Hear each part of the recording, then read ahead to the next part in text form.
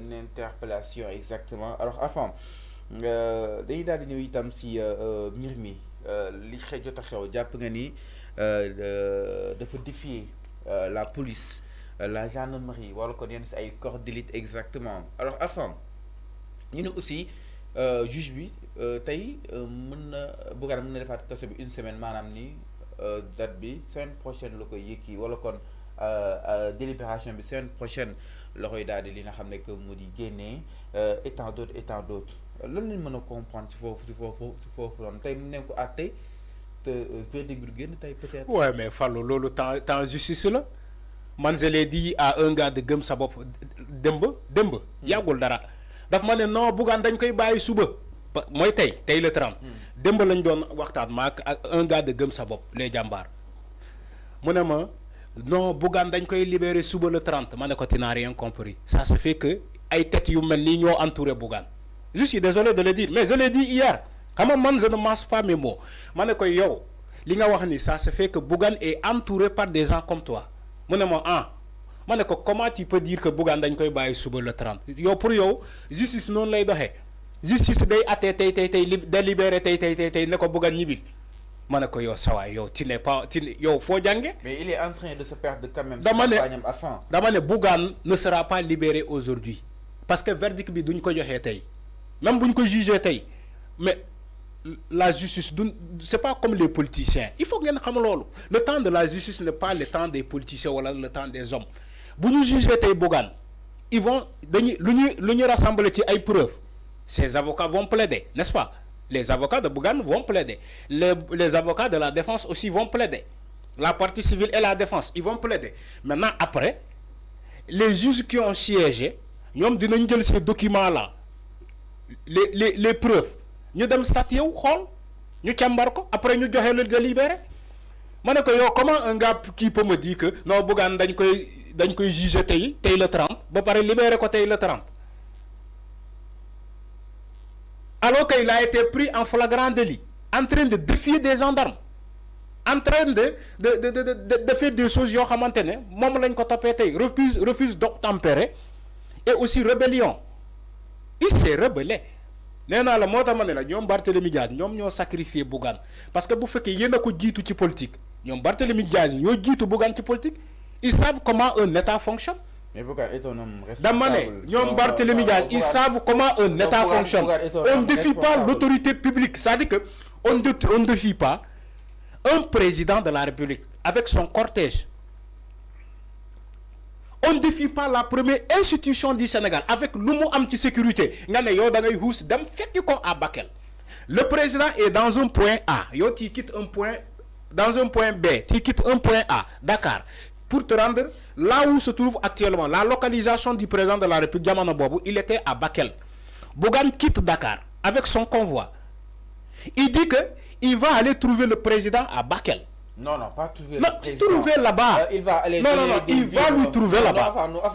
Il va lui trouver là-bas. Non, Arfan, il faut tamit. dama ne loolu moo am. nga wax yi fii nu mu demee. dama ne Bougane. dafa ne day tibb tànku président. Voilà yow yaa ngi nii di ñëw tibb tànku. mais tibb tànkam mooy fekk ko foofu. da ngay romb ba pare. dama ne. da ngay romb déedéet yow Fallou bàyyi di rafetal affaire yi. non Arfan tibb tànk président mooy maanaam fekk ko fu mu nekk bu tegee tànk bi nga tibb. non attends. yow nuy tibbee tànk jàmbur te fekkoo ko fu mu nekk. non. Bougane yàgg na tibb tànk Ousmane Sonko ñëwee mu delluwaat fa. dama ne Fallou Macky ñëwee mu delluwaat fu Macky demoon et tant d'autres. ama Fallou soyons sérieux. delluwaat mooy Diomaye dem na si veille bi. ki nga xam ne moo di Bougane dem na si. Fallou soyons dem na mais Bougane a ngi si. si jaww ji. on doit être sérieux dans sa vie. dans la vie Diomaye mi ngi doon si jaww ji. Diomaye était à Bakel. même bu fekkee hélicoptère la jël dafa wàcc Bakel. avec la sécurité nee naa la à Bakel jamono boobu le président était entouré par des soldats.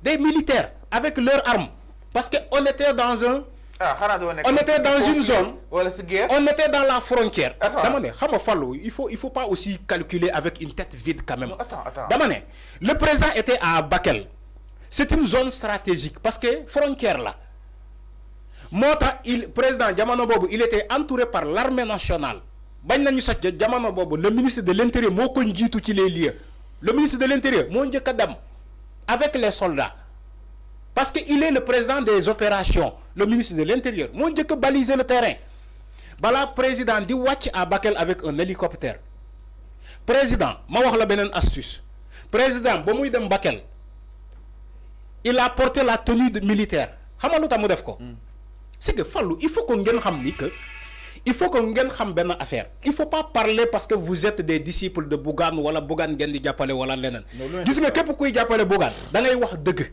président ba muy dem Bakel pourquoi il n'a pas utilisé la comment dirais-je pourquoi jëlul yoon bi pour que jaarale ñu président ci yoon suuf bi pourtant il avait les moyens am na ay oto yu bakkane yoo xamante ne mën nañu yóbbu président ba Tambacounda. mais mu awoon ba Bakel te du sonn. mu awoon fa si lay gën a am impact. ñu yóbbu ko ci hélicoptère ba pare solal ko tenue militaire loolu mooy wane ni que on est en guerre sëñ bi il faut que ngeen xam loolu guerre sekul guerre ne veut pas dire que dañuy am ay adversaires yu yor ay armes comme ñun déedéet le phénomène de Bakel c'est une catastrophe naturelle la.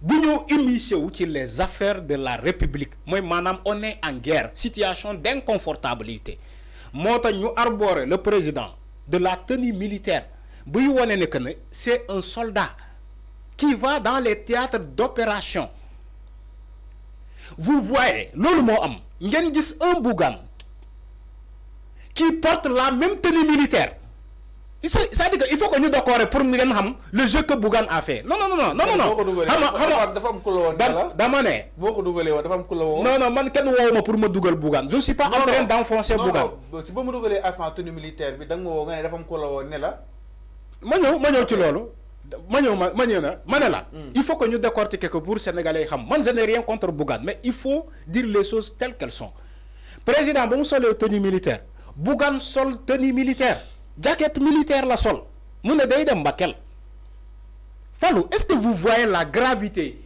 des choses merci la régie xoolal Bougane lu mu sol regarde les internautes non Bougane tu vois alors léegi Bougane ne dafay dem Bakel fekk président ci bu tànkam là où le président est en train de constater avec tout le monde d'une catastrophe qui a frappé le nord du pays. Une catastrophe qui a frappé le nord du pays. Alors, c'est clair. Toutes les institutions majeures nous déployées sur le terrain à Bakel pour nous secourir les sinistrés. Donc, le boubar, les maillots. Convoi politicien, jógee Dakar fii. Convoi politicien. Parce que boo gisee ma ne ay convoi politicien lañu bu fekkee ñoom lu ñu wax ni que ñoom dañuy dem distribuer ay nourriture dañuy xaar ba président jógee Bakel. ñu yóbbu seen vivre yooyu seen dimbal ñu yóbbu seen dimbal dem jox ko waa Bakel rien ne l'empêche mais ñoom comme ils voulaient politiser le phénomène naturel bu nekk à Bakel te ñu déployer l'État du Sénégal a mis tous les moyens yemul sax ci mettre tous les moyens mais l'État du Sénégal a déployé tous les forces vives mooy maanaam le président est là-bas l'armée nationale est là-bas le ministre de l'Intérieur est là-bas les sapeurs-pompiers sont là-bas la gendarmerie est là-bas la GIGN est là-bas la BIP est là-bas déglu leen bu baax li may wax. tous les forces là étaient à Bakel. C'est clair. ngeen ne ñu bàyyi un politicien ak son convoi mu dem fekk le président là-bas avec ses voitures de vitres teintées kenn xamul lan moo nekk ci biir ngeen ne non ay mais ay nourriture. waaye d'accord yow yaa wax ay nourriture mais l'État ne connaît pas ça.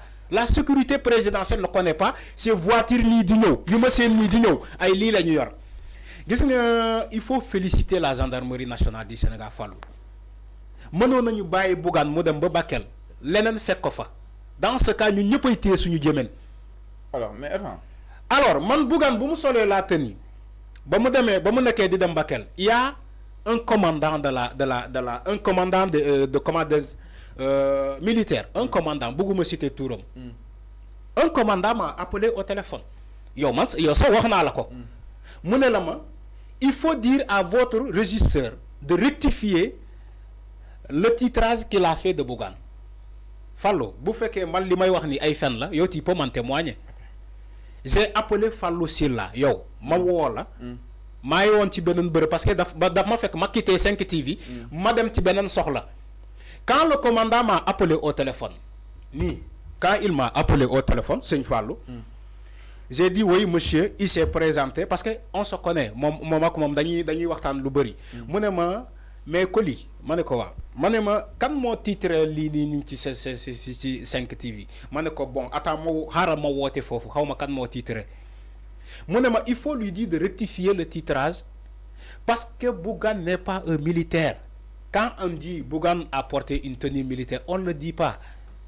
Parce que quelqu'un qui a le droit à porter une tenue militaire, c'est un militaire. Ou le président de la République, qui est le chef suprême des armées. Mais on ne dit pas Bougane a porté une tenue militaire. Je ne sais pas pour nous rectifier l'information ou nous rectifier le titre. Tu l'as voté direct. Pour les là, bon, dis moi pour que Sénégalais sachent la gravité de ce que Bougane a fait. Man suma sañon tay ñu libérer ko man loolu la bëgg ñu libérer ko mais il faut que ñu yar ko pour la prochaine fois. Gis nga ñi nek fi di ko défendre tay. Ñu ko nek di défendre xam nañu que Bougane dafa def ben infraction majeure bu nekkon ñom duñu def comme Bougane l'a fait. Pourquoi Barthélémy Diaz ñu amone expérience ci politique pourquoi ñom defuñu ko ñu pousse Bougane ñu pousse Bougane à ce qu'il fait ça Bougane mo dem Bakel dama né and ak ay nitam Arfan dama né ils ont vu les images quand Bougane a défié défiait les gendarmes il fallait l'appeler au téléphone pour le calmer ñom ñi and ak mom tu es à Dakar d'accord Barthélémy Diaz tu as vu les images appelle Bougane né ko hé ce que tu fais là ça se fait pas mais ils l'ont laissé faire. Ils l'ont laissé faire. Ñom ñep dañoo baye Bougane def lu muy def ba paré yi taxaw dina non ben détenu politique la dañ ko jaay doole alors que ils ont laissé faire Bougane lu mu def man suma nekké ci mom ñu bokk coalition ma gis ni que yow tu es en train de défier la première institution dama lay wo téléphone calmer la mané la Bougane il faut se calmer ça ce que tu fais là ça se fait pas il faut le rectifier alors ñu dem ci ki nga xamné que modi leneen itam du côté de la régie par rapport à manifester une émission li nga xamné que modi le truc de matinal sur les antennes de Sénégal 5 TV ñu daal di sal actualité tolay réew mi si nu mu gën a yaatoo exactement alors manifester aussi li nga xamné que modi procès bi ba tey mi ngi woy foofu si doonu li nga xamné